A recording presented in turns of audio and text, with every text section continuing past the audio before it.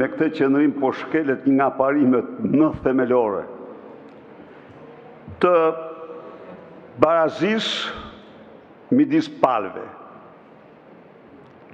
Në qoftë se pala që pyetet ka të drejtë të përgjigjet, pala që pyet ka të drejtë të lexojë pyetjet dhe kjo ka qenë në të gjitha kohrat. E vërteta është që ajo citoni ju është jashtë kontekstit. Pse është jashtë kontekstit? Së pari, këto institucione nuk kanë ekzistuar në këtë formë në të gjitha vitet që ju përmendet. Së dyti,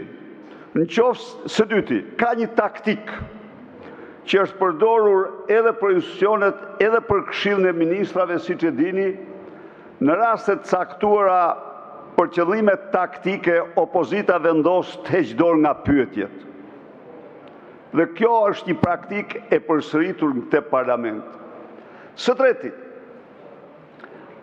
nga viti 2022 e këtej, pyetjet janë bërë siç duhet dhe zotëri, në të drejtën në rregullorën e parlamenteve të gjithë botës, jo vetëm që ka jep pyetjen me shkrim, por çdo deputet ka drejtën e pyetjes orale të padepozituar. Kjo është e vërtet në Parlamentin Evropian, kjo është e vërtet në Këshillin e Europës, kjo është e vërtet në çdo asamble parlamentare ndërkombëtare.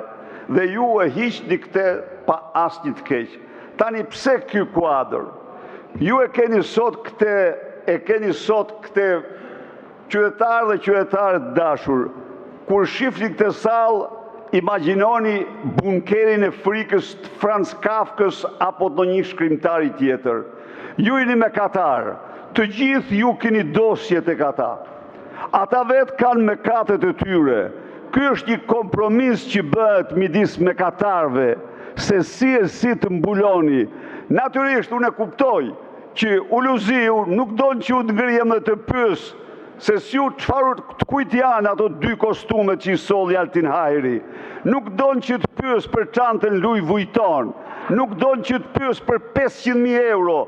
Ky tjetri nuk don që ta pyes për bisedat me Mario Çelen, nuk don që ta pyes për dëshmitë e Eriona Daupajt.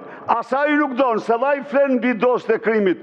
Ky është një kompromis mbi krim dhe ju bëni një gabim historik në qoftë se hiqni deputetëve drejtën për të pyetur.